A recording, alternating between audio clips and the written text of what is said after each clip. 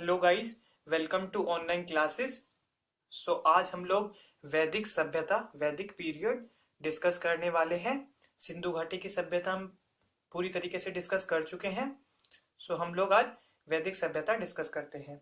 अगर आपको मेरी वीडियोस पसंद आ रही हैं तो प्लीज़ मेरी वीडियोस को लाइक कीजिए, मेरे चैनल को सब्सक्राइब कीजिए और वीडियोस को और सभी वीडियोस को आप शेयर कर सकते हैं।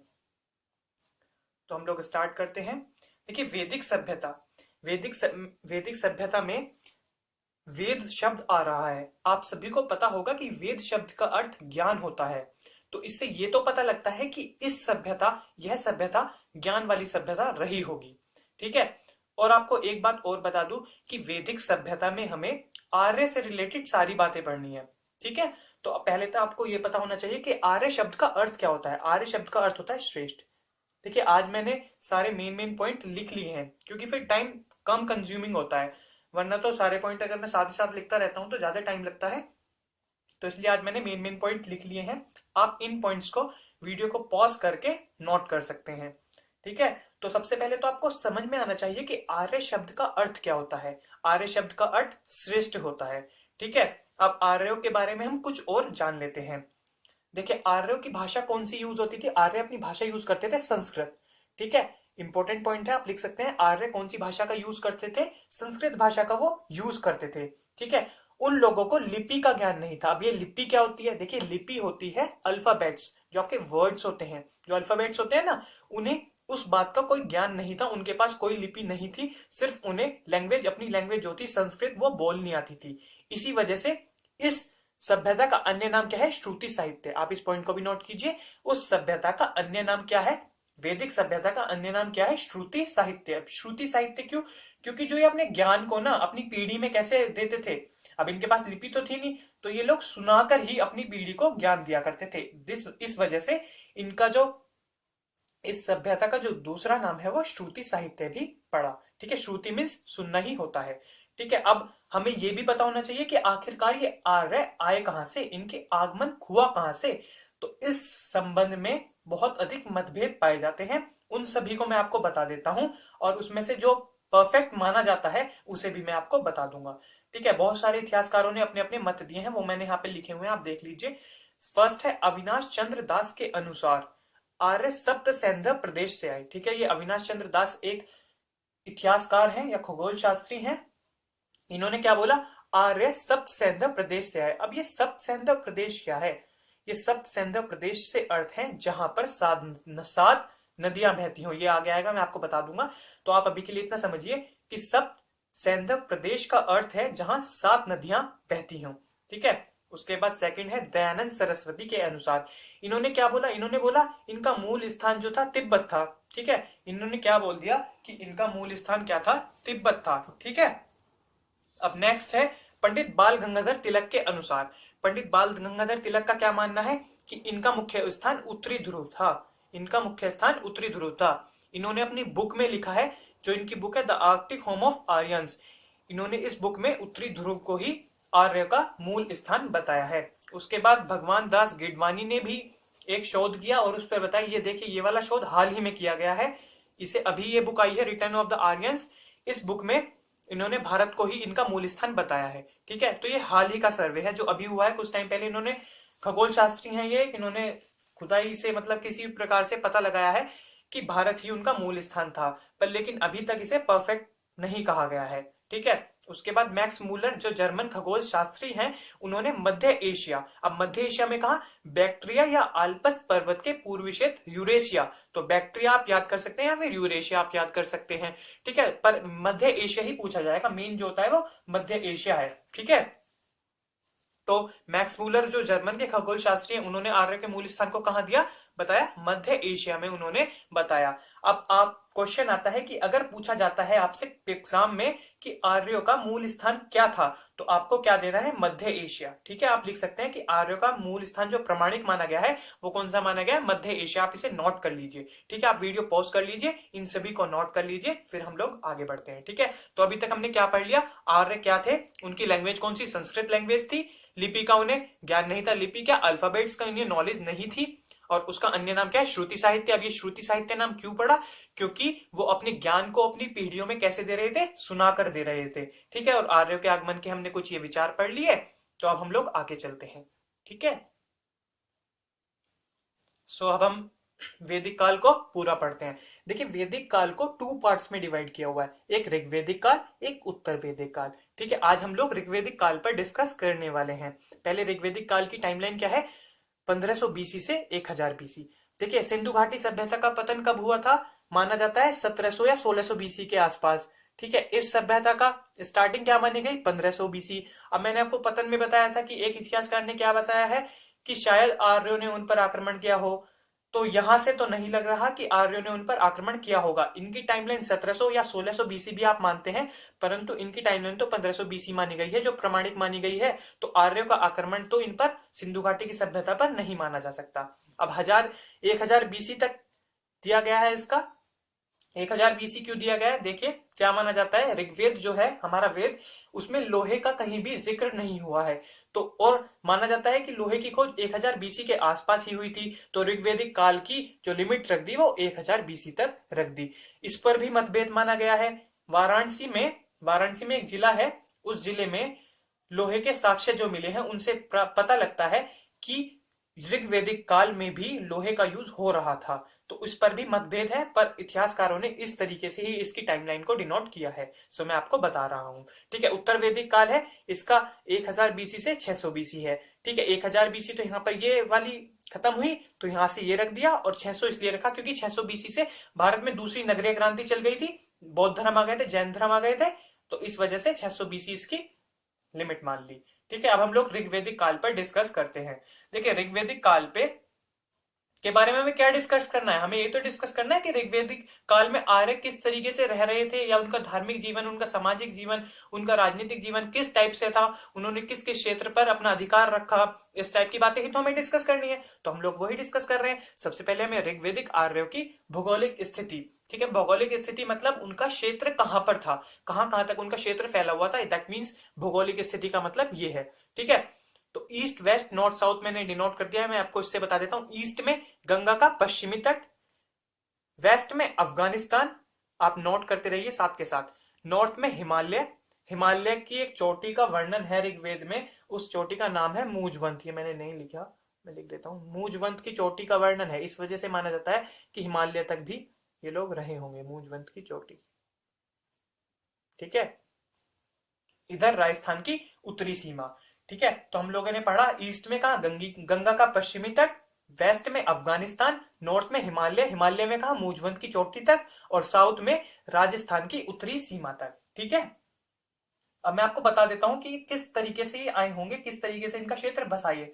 देखिए, ऋग्वेद में सब कुछ ये ऋग्वेद के अनुसार चल रहा है कि ऋग्वेद में क्या लिखा गया है, उसी के अनुसार मैं आपको बता रहा हूं। इतिहासकार भी उसी के अनुसार, इतिहासकारों ने भी लिखा हुआ है। ठीक है, अफगानिस्तान, देखिए ऋग्वेद में अफगानिस्तान की 4 नदियां हैं। उन नदियों के नाम पर हम नहीं जाते, इतना डीपली जाने की जरूरत नहीं है, सिर्फ आपको याद रखना है अफगानिस्तान की 4 नदियों का वर्णन है हमारा किसमें? ऋग्वेद में। ठीक है, ऋग्वेद में 4 नदी हैं। ठीक है, इनका वर्णन है, और साथ ही साथ सप्त सैंधव प्रदेश का भी वर्णन है। अब सप्त सैंधव प्रदेश आपको क्या बताया था? जहां पर 7 नदियां बह रही हों इस प्रदेश का, और वो प्रदेश कौन सा है? वो प्रदेश माना जाता है पंजाब के आसपास का इलाका। ठीक है, तो सबसे पहले माना जाता है कि अफगानिस्तान और पंजाब के आसपास वाले इलाके में बसे थे। उसके बाद धीरे धीरे करके इन्होंने क्या किया, जो कुरुक्षेत्र के निकट एक प्रदेश था उस पर अपना अधिकार जमा लिया, और उसे ब्रह्मव्रत का नाम दे दिया। तो ब्रह्मव्रत नाम भी इन्होंने दिया था एक, कुरुक्षेत्र के पास, आप लिख लीजिए ब्रह्मव्रत उस जगह का नाम था। कौन सी जगह थी वो? कुरुक्षेत्र के पास ये जगह थी, आप लिख लीजिए कुरुक्षेत्र के पास वाली जगह एक थी, कुरुक्षेत्र के निकट एक जगह थी, उस पर अधिकार किया, और उस जगह का नाम इन्होंने क्या रखा? ब्रह्मव्रत। ये नाम इनके द्वारा ही दिया गया था। ठीक है, ऐसे ही इन्होंने धीरे धीरे अपना क्षेत्र को बढ़ाया, तो माना जाता है, ये ऋग्वेद के आधार पर बता रहा हूं, कि इनकी भौगोलिक स्थिति कुछ इस टाइप की रही होगी। ठीक है, अब आप एक पॉइंट नोट करके लिख लीजिए कि ऋग्वेद में करीब 25 नदियों का उल्लेख है। आप इसे नोट कर लीजिए, ऋग्वेद में करीब 25 नदियों का उल्लेख है। सबसे ज्यादा सिंधु नदी का नाम यूज हुआ है ऋग्वेद में, 3 बार यमुना नदी का हुआ है, 1 बार गंगा का। देखिए, 1 बार गंगा का हुआ है, इसी वजह से हमने गंगा का पश्चिमी तट लिया है। ठीक है, तो एक बार गंगा का यूज हुआ है, 3 बार यमुना का, और सबसे ज्यादा बार कौन सी नदी का? सिंधु नदी का यूज हुआ है। ठीक है, आई होप आप सभी को समझ में आ गया होगा इनकी भौगोलिक स्थिति। सो हम लोग आगे बढ़ते हैं। देखिए कुछ नदियां हैं, ये इनके आधुनिक नाम है, ये प्राचीन नाम है, ये कई बार पूछ लिए जाते हैं तो इसलिए मैंने नोट कर लिया, आप इन्हें नोट कर लीजिए, इंपॉर्टेंट है। ठीक है, सरस्वती नदी का सरस्वती आप इजीली याद कर सकते हैं, पुराना नाम भी सरस्वती था और अब नया नाम भी सरस्वती है। सिंधु का सिंधु ही, तो आप ये दोनों तो आप हटाई दीजिए कि आपको याद है। ठीक है, अब गोमती का गोमल, बहुत सिंपल है, सेम सेम है, गोमती और गोमल, तो आप इसे भी इजीली याद कर सकते हैं। व्यास विपाशा, ये भी सिमिलर नेम है, तो व्यास विपाशा भी आप याद कर सकते हैं। झेलम बितस्ता, इसे आपको याद करना पड़ेगा, थोड़ा अलग सा नाम है, झेलम बितस्ता। रावी का पुरुषिणी, चिनाब का अस्किनी, और सतलज का शुत्रादि। तो आप इन इन सभी नामों को याद कर लीजिए, शुरू के 4 तो सिंपल है, आप बाद के चारों को याद कर लीजिए। ठीक है, अब सप्त सैंधव प्रदेश में कौन कौन सी नदियां बह रही थी मैं आपको ये बता देता हूं। गोमती नदी को छोड़कर, इस गोमती नदी को छोड़कर ये सारी नदियां थी सप्त सैंधव प्रदेश में।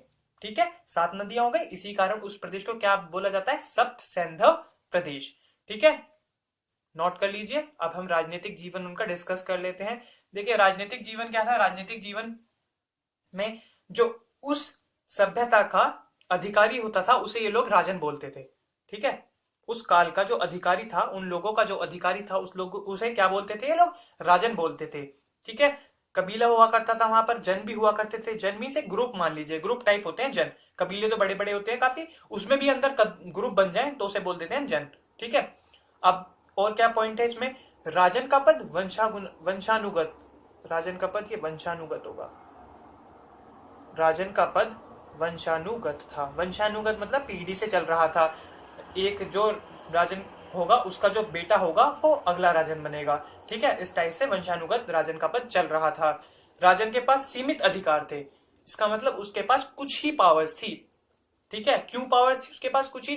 क्योंकि उसे कोई भी कार्य करने से पहले दो संगठन थे, उनकी राय लेनी पड़ती थी। ठीक है, तो हमें क्या पता लगा कि राजन के पास सीमित अधिकार थे, और सीमित अधिकार क्यों थे? क्योंकि वो एक संगठन, किसी भी काम को करने से पहले संगठन की राय ले रहा था। आप लिख लीजिए, संगठन की राय लेता था, इस कारण उसके पास सीमित अधिकार थे। ठीक है, अब वो कौन से संगठन थे? पहला सभा और दूसरी समिति। ठीक है, ये 2 संगठन थे जिनसे वो राजा पूछताछ करता था। अब सभा में कौन कौन आते थे?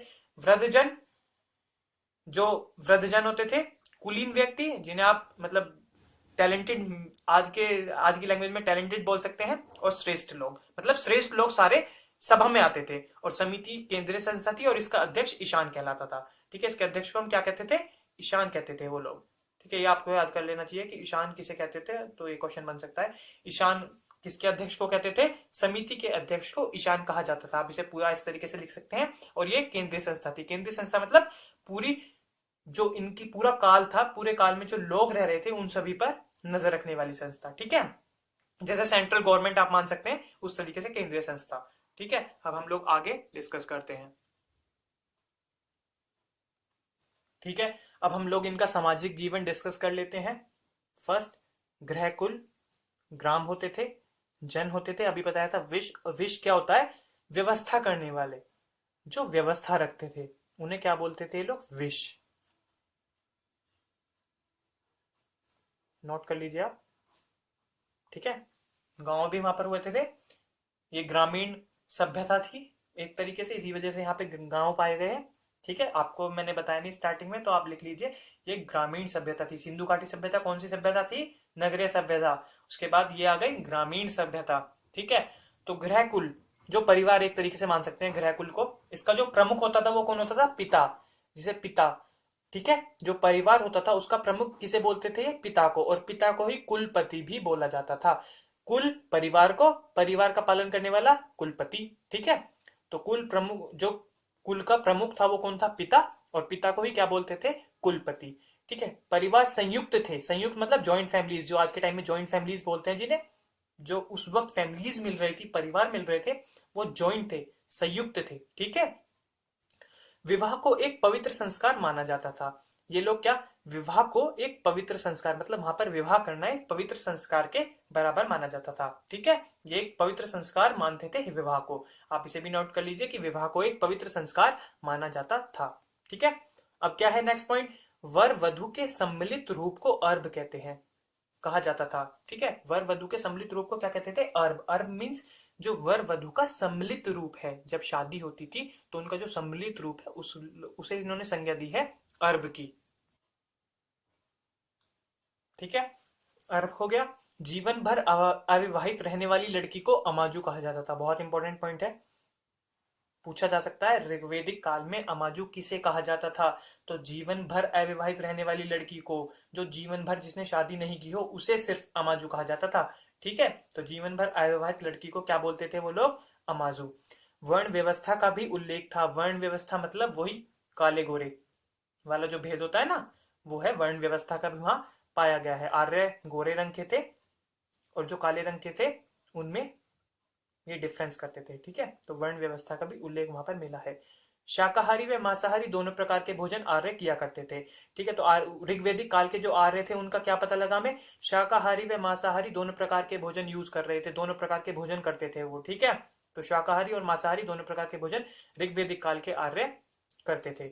नमक, चावल व मछली का सेवन ऋग्वेदिक काल के आर्य नहीं करते थे। ये सारी बात जो भी चल रही है ना, ये सब ऋग्वेदिक काल के आर्यों के बारे में चल रही है। नमक, चावल व मछली का सेवन उन लोगों ने नहीं, मतलब वहां पे नहीं पाया जाता था, इनका सेवन वो नहीं करते थे। गाय को अधन्य, वध न करने योग्य, मतलब गाय को वो ऐसा मानते थे कि गाय का वध न करे, अगर कोई गाय का वध करता था तो उसके लिए दंड भी रखा गया था। ठीक है, तो गाय को अधन्य की संज्ञा वहां पर दी गई थी। नोट कर लीजिए, इंपॉर्टेंट पॉइंट है। ठीक है, अधन्य का अर्थ पूछा गया है एक बार, अधन्य का अर्थ। ठीक है, तो अधन्य गाय को बोला जाता था और इसका मतलब है वध न करने योग्य, मतलब मानने न योग्य, वध माने मानने न योग्य। मनोरंजन के प्रमुख साधन संगीत थे। ठीक है, घोड़ों व रथों के भी ये शौकीन थे। ठीक है, घोड़ों और रथों के भी ये शौकीन थे। तो वैसे प्रमुख साधन संगीत माना जाता है, पर इसके भी ये शौकीन थे। आप ये भी लिख लीजिए कि प्रमुख साधन संगीत और शौकीन घोड़ों व रथों के भी थे। ठीक है, तो हम लोगों ने सामाजिक जीवन इनका डिस्कस कर लिया। एक बार और मैं आपको बता देता हूं, क्या जो परिवार का प्रमुख उसे पिता, कुलपति भी बोलते थे। परिवार जॉइंट फैमिलीज थी। विवाह एक पवित्र संस्कार था। वर वधु का सम्मिलित जोड़ा या सम्मिलित रूप अर्भ कहा जाता था। अविवाहित लड़की जीवन भर अमाजू।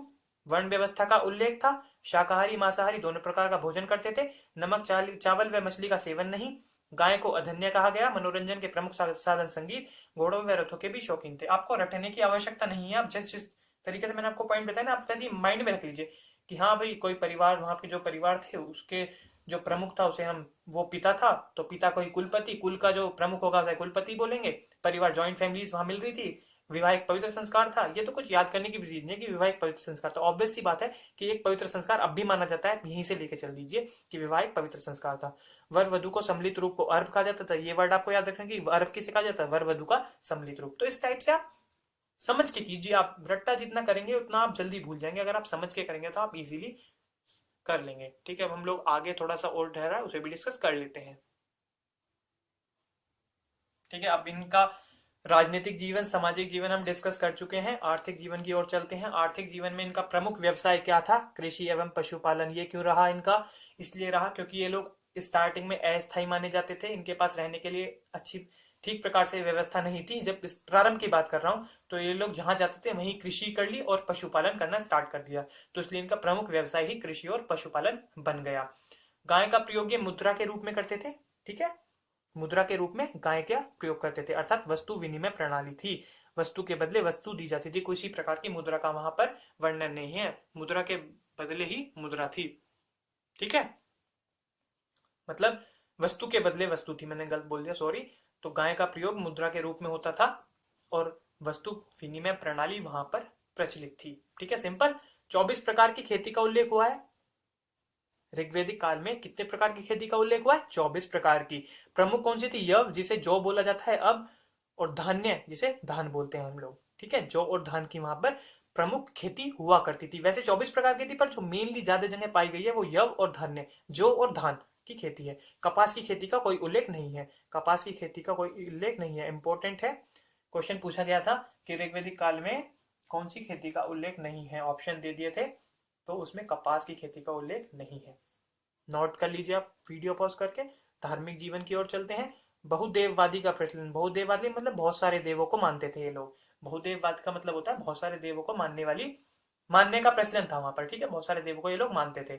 सबसे प्रतापी जो देव था इनका, जिसे सबसे ज्यादा मानते थे, वो कौन सा था? इंद्र। ऐसा क्यों? इसलिए क्योंकि ऐसा कैसे पता लगा? इसलिए कि ऋग्वेद में 250 सूक्तियों में इंद्र का नाम आया है। इस वजह से माना जाता है कि उस समय का प्रतापी राजा या प्रतापी देव कौन रहा होगा? इंद्र। अब इंद्र को ही पुरंदर और बलि का देवता भी कहा गया। ये क्वेश्चन भी पूछा गया है कि पुरंदर किसे कहा गया, किस देवता को पुरंदर की संज्ञा दी गई, तो वो कौन है? इंद्र आपके। ठीक है। अब पुरंदर का अर्थ क्या है? किलो को तोड़ने वाला। ठीक है, पुरंदर का अर्थ है किलो को तोड़ने वाला। ठीक है, तो प्रतापी राजा कौन हो गया? इंद्र। इंद्र को पुरंदर और बलि का देवता बोला गया। पुरंदर का अर्थ किलो को तोड़ने वाला। अग्नि देवता दूसरे प्रतापी राजे, इनका 200 बार हुआ है ऋग्वेद में यूज, 200 बार, 200 सूक्तियों में, या फिर आप लिखिए 200 सूक्तियों में, इनका 250 में। ठीक है। मूर्ति पूजा का कोई साक्ष्य नहीं। इसका मतलब उस समय मूर्ति पूजा नहीं होती थी, सिर्फ देवों को माना जाता था। मदिरा का कोई साक्ष्य नहीं। शराब जिसे बोलते हैं, मदिरा का उस टाइम कोई साक्ष्य नहीं पाया गया। ठीक है, तो ये उनका धार्मिक जीवन था। अब देखिए, हमने सारी चीज डिस्कस कर ली। राजनीतिक जीवन, सामाजिक जीवन, धार्मिक जीवन और उनका आर्थिक जीवन। ठीक है, तो इस प्रकार से हम लोग ऋग्वेदिक काल को तो कंप्लीट कर चुके हैं। ऋग्वेदिक काल की हमने चारों चीजें ढंग से पढ़ ली हैं। ठीक है, आप वीडियो को पॉज कर करके इन सभी पॉइंट्स को नोट कर लीजिए, आपको बहुत हेल्प मिलेगी। ठीक है, अगर आपको मेरी वीडियोस पसंद आ रही हैं तो प्लीज लाइक करें, वीडियो को शेयर करें, वीडियो पर कमेंट करें और मेरे चैनल को सब्सक्राइब करें। ठीक है गाइस, थैंक यू।